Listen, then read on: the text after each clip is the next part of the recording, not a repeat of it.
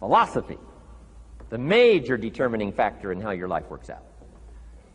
Philosophy. To form our philosophy, you got to think. You got to use your mind. You got to process ideas.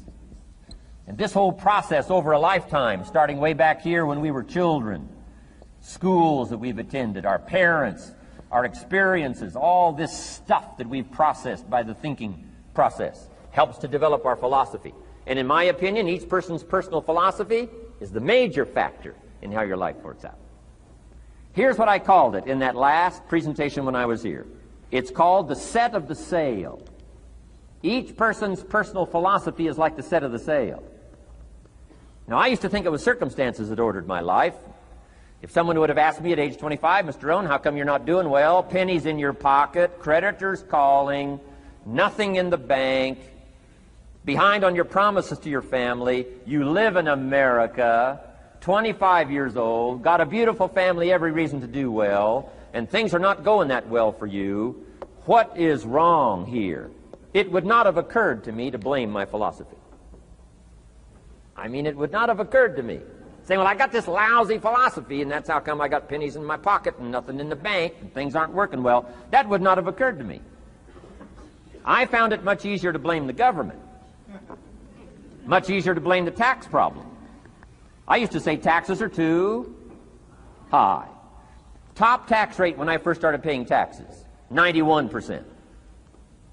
Back then, when your income reached a certain level, all your income over that, 91%. So I used to say that's too high. Now the top tax rate's about 33%. But people are still saying what? Taxes are too. See, but you can't use that anymore. If it's gone from 91 to 33, how could it be too high? Come on. I threw all that old excuse stuff away. Some people found it, though, and they're using it these days. My old list. I used to blame the traffic, the weather, used to blame circumstances, right? People say I'm too tall, I'm too short, I'm too old, I was raised in obscurity, raised on a farm, parents of modest means, all the stuff. If you were to ask me, how come you find yourself here, Mr. Rohn, age 25, living in America, land of abundance and opportunity, pennies, zero in the bank, not doing well, creditors calling, it would not have occurred to me to blame my philosophy. I found it easier to blame the company policy. I used to say, if this is all they pay, how do they expect you to do well? So I figured that, my future was going to be tied to what everybody else was arranging, the economy and, right, interest rates. I used to say things cost too much. That was my whole explanation, not my philosophy, until my teacher taught me better that this is where the problem was, my own personal philosophy. Here's what's exciting about each person's personal philosophy. That's what makes us different than dogs and animals and birds and cats and spiders and alligators. That's what makes us different than all other life forms. The ability to think, the ability to use your mind, the ability to process ideas, and not just operate by instinct. In the winter, I'm telling you, the goose can only fly south. What if south doesn't look too good? Tough luck. It can only fly south. But see, human beings are not like a goose, can only fly south. I mean, you can turn around, go north, you can go east, you can go west, you can order the entire process of your own life. And we do that by the way we think. We do that by exercising our mind. We do that by processing ideas and come up with a better philosophy, a better strategy for our life, goals for the future, okay? Plans to achieve those goals. All this comes from developing our philosophy. Philosophy helps us to process what's available. Well, when we get here, we got seed, and we got soil, and we got some rain, and we've got some what? Sunshine, and we've got some seasons, and what? The miracle of life. Now, the key is, what do you do with all this stuff? How do you turn all this stuff that's available here into equity and promise and lifestyle and dreams and future possibilities? All of this that's possible now with human beings, how do you take all this stuff and turn it into this equities and values? Well, it starts with philosophy. What is the seed? What is the soil? What is the sunshine? What is the rain? Is it possible to take some of each of all the stuff that's available and turn it into food and turn it into value and turn it into nourishment and turn it into something spectacular and unique that no other life form can do? And the answer is yes. But you cannot deal with all this stuff and what to do with it unless you start refining your philosophy. Think, use your mind, come up with ideas, and strengthen your philosophy.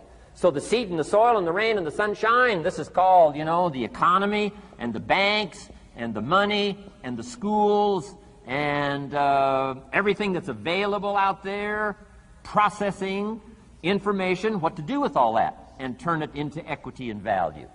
That is the major challenge of life, my personal opinion. So each person's personal philosophy now is going to determine what you're going to do with seed and soil and sunshine and rain and miracle, the change of seasons. That's it. My personal opinion. Each person's personal philosophy is like the set of the sail. That's what this seminar is for today. Help you to trim a better sail. You don't need a better economy. You don't need better seed and soil. In fact, when it comes to seed and soil and rain and sunshine and seasons and the miracle of life, that's all you got. Now, what if you blame this stuff? Then you're blaming all you got.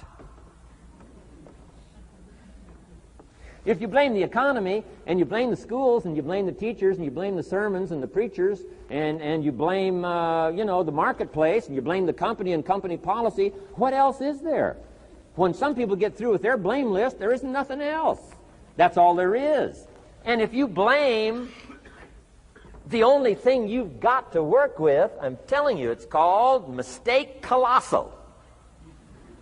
In not understanding that that's all you've got to work with. And if this is all you've got to work with, then you don't change the seed, and you don't change the soil, and you don't change the rain, and you don't change the sunshine, you don't change the seasons.